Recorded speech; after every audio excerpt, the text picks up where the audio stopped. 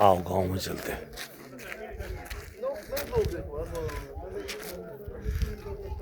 भाई लोगों को राम राम। आज आप लोगों को हम ऐसी जगह लाए हैं जो बड़ा ऐतिहासिक, पौराणिक और बड़ा ऐसी जगह है ये, जिस पे अमल किया जाए तो हमारा आस पड़ोस, गांव, देहात, देश सब कुछ सुधर जाए। ये कहानी है कुलधरा गांव की। ये कुलधरा गांव है पूरा, और इस गांव के जितने आसपास गांव थे, ये जो आप मंदिर देख रहे हैं सामने, इसमें आज से 500 साल पहले ये खाली कर दिया और आज तक इस पे पूजा नहीं हुई। और ये गांव है, उस ज़माने में कितने सुंदर सुंदर गांव बने थे, कच्चे कच्चे घर बने थे, जिनको लोगों ने छोड़ दिया। क्यों छोड़ दिया, इसके पीछे एक कहानी है। उस कहानी को सुनने के लिए थोड़ा सा आप धैर्य रखें। ये देखो साहब, उस ज़माने के ये घर थे। कहानी है कि एक बेटी के लिए ये पूरे आसपास के गांव खाली कर दिए गए। एक मोहम्मदन शासक था, उसने कहा यहाँ की एक बेटी, जो कि उसे पसंद थी और बहुत खूबसूरत बेटी थी। ये पालीवाल समाज का गांव है, यहाँ सारे पालीवाल समाज के लोग रहते थे। और उस बेटी को ये कहा कि इसको हमारे हवाले कर दो, अन्यथा हम सबको मार देंगे। तो क्या हुआ, उन्हें 15 दिन का टाइम दिया गया, और टाइम देने के बाद कहा गया कि आप देख लो, बेटी दोगे या मरना है।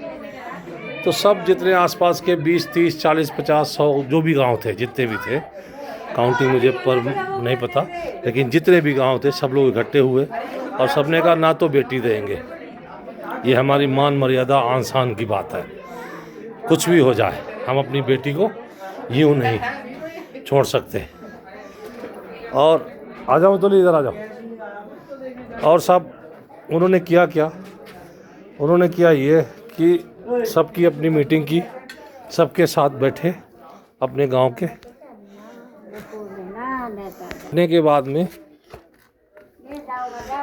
निर्णय हुआ, सामूहिक निर्णय हुए, ये हुआ कि हम ना बेटी देंगे और ना मरना है मुझे। तो उन्होंने सामूहिक निर्णय जो लिया, उसमें केवल एक ही पक्ष था कि साहब बेटी को तो 100% बचाना है।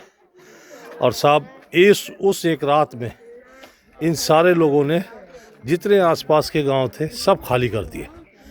और एक रात में वो पूरे हिंदुस्तान में कहाँ कहाँ चले गए, किस जगह चले गए, कैसे कैसे रहे होंगे, कहाँ शिफ्ट हुए होंगे, और क्या हुआ, कहाँ रहे, किसी को नहीं पता उसके बारे में। और काश अगर आज बोलोगे यहाँ पर पालीवाल समाज अगर यहाँ होता, तो ये जो जैसलमेर सिटी है ना, ये पूरा आज उनका होता, पालीवाल समाज से भरा होता। और ऐसे समाज को बार बार नमन, ऐसे समाज को बार बार प्रणाम, जिन्होंने एक बेटी के लिए आसपास के सारे गांव खाली कर दिए, जितने भी थे। धन्य है ऐसा सामूहिक निर्णय।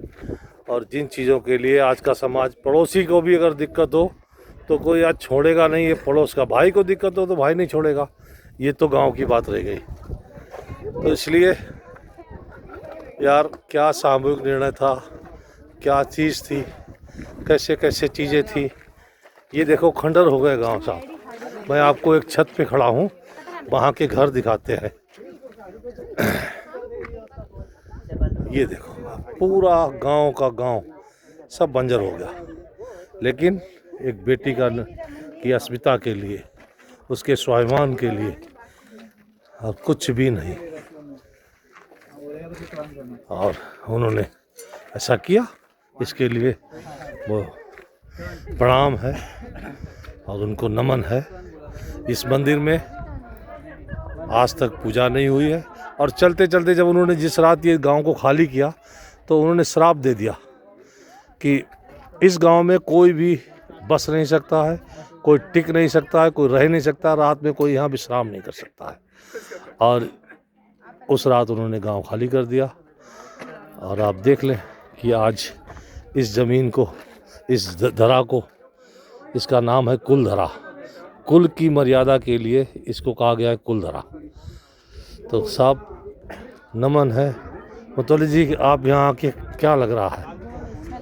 ऐसा अगर हमारा समाज हो जाए, ऐसा है, क्या ही बात है, किसी को डर नहीं। पड़ोसी, भाई बहन, नातेदार, रिश्तेदार सबके लिए मरना जीना हो जाए तो साहब समाज, गलत नहीं कहने की हिम्मत है और सब चीजें छोड़। गलत को गलत कहने की हिम्मत नहीं है तो और तो चीज़ें छोड़ दो। सही बात है, लेकिन फिर भी कितनी बड़ी सीख मिलती है यहाँ से। देखो साहब, पूरा आप देखिए, पूरा क्षेत्र बंजर हो गया, लेकिन एक बेटी की अस्मिता के लिए। और आजकल लोग बेटियों के लिए गालियाँ कैसे निकालते मुंह से, हर पल गाली, हर पल कोई ऐसी बात जो माँ बहन बेटी के ऊपर गालियाँ बना दी। यार धन्य है हमारा समाज, है बिना गाली गलौज के बात नहीं। प्रभु थोड़ा तो देखना चाहिए, समझना चाहिए। मैं निवेदन करूंगा कि सारी चीज़ें हमारे समाज से ही है, हम ही लोग हैं। कोई कुलधरा में है तो कोई गांव में है, कोई दिल्ली में है, कोई बंगलौर है, कोई बॉम्बे है, लेकिन हैं सब इंसान ही। लेकिन मानसिकता देखो आप पहले, सामूहिक निर्णय देखो आप पहले, कितना बढ़िया। यहाँ आके इस धरा को सर झुकाने का, नमन करने का, प्रणाम करने का, बार बार रगड़ने का मन करता कि धन्य है यहाँ के लोग और यहाँ की संस्कृति, यहाँ की सोच। और वीरान गांव है और लोग यहाँ पर आते हैं। इन्हीं शब्दों के साथ हम अपनी वाणी को विराम देते हैं। धन्यवाद, शुक्रिया। कभी मौका मिले तो आप लोग घूमने जरूर आएँ, सपरिवार, अच्छा लगता है ऐसी जगहें। हमारे यहाँ पर आप देखेंगे तो गुजरात के लोग बहुत हैं, महाराष्ट्र के लोग बहुत हैं, हमारे यूपी के लोग हैं ही नहीं यहाँ पर, दिल्ली से नहीं है लोग, बहुत कम है, ना के बराबर। ये देखो कैसे उस जमाने के 500 साल पहले के गांव में।